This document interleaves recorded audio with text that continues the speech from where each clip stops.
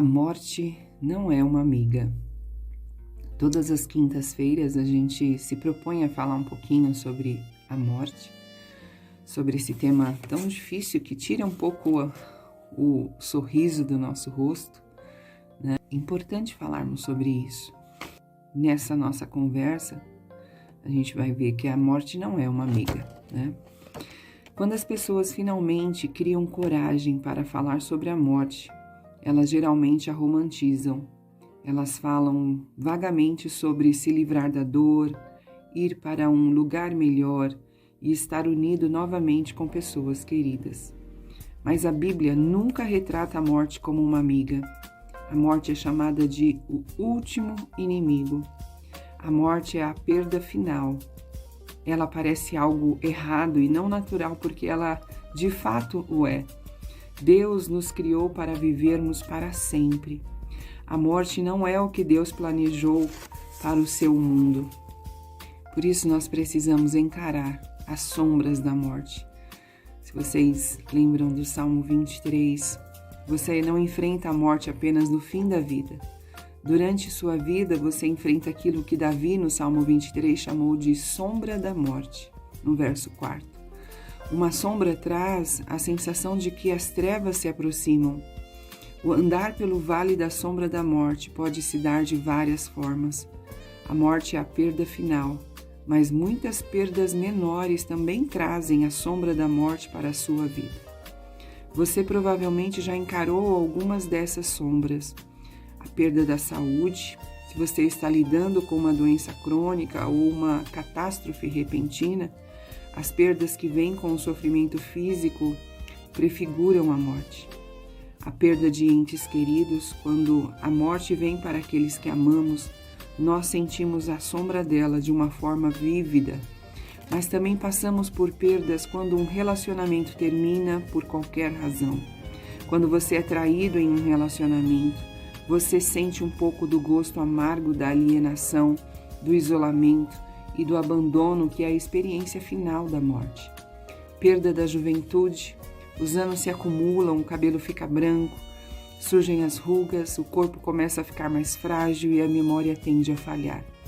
É como se as mãos pesadas das trevas se colocassem sobre você. Perda da independência. Ao envelhecer, você percebe a fraqueza de diversas formas. A velhice pode torná-lo tão dependente quanto uma criança. Mas para crianças, a expectativa é de ganho. Quando você envelhece, sua expectativa é apenas de perda. Perda da utilidade. Se você viver por muito tempo, ultrapassará seu período de utilidade para o mercado de trabalho e observará a vida passar sem você. Perda do sentido das coisas. Quando você envelhece, conquistas, opiniões, status, sucesso e o que mais você lutava para ter perdem o significado. Porque existe a causa da morte. E por que existe as sombras da morte? O que trouxe tanta tristeza e dor para o mundo? O que causa a morte? Quando conversamos sobre por que alguém morreu, geralmente dizemos a causa imediata da morte. Um acidente, velhice, uma enfermidade, um desastre da natureza. Mas a Bíblia aprofunda a nossa reflexão sobre a causa da morte. Paulo disse em sua carta aos Romanos que o salário do pecado é a morte, em Romanos 6:23.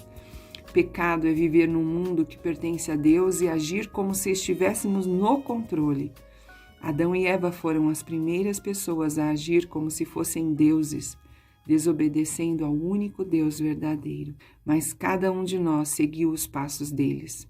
A morte é o triste resultado, o medo e o terror que sentimos quando encaramos nossa própria morte resulta de sabermos lá no fundo que falhamos em obedecer perfeitamente a Deus. Nós merecemos morrer. Nós vamos parar por aqui. Na próxima quinta-feira a gente continua esse tema. Mas percebam como ele é profundo. As sombras da morte. Nós enfrentamos as sombras da morte todos os dias. E eu queria que você compartilhasse comigo quais dessas sombras você tem enfrentado nesse período da sua vida. Para que a gente ore juntas e a gente busque a Deus, né? e Ele é o nosso socorro, nosso refúgio. Ele é o nosso bom pastor que está conosco todos os dias e Ele nos livra.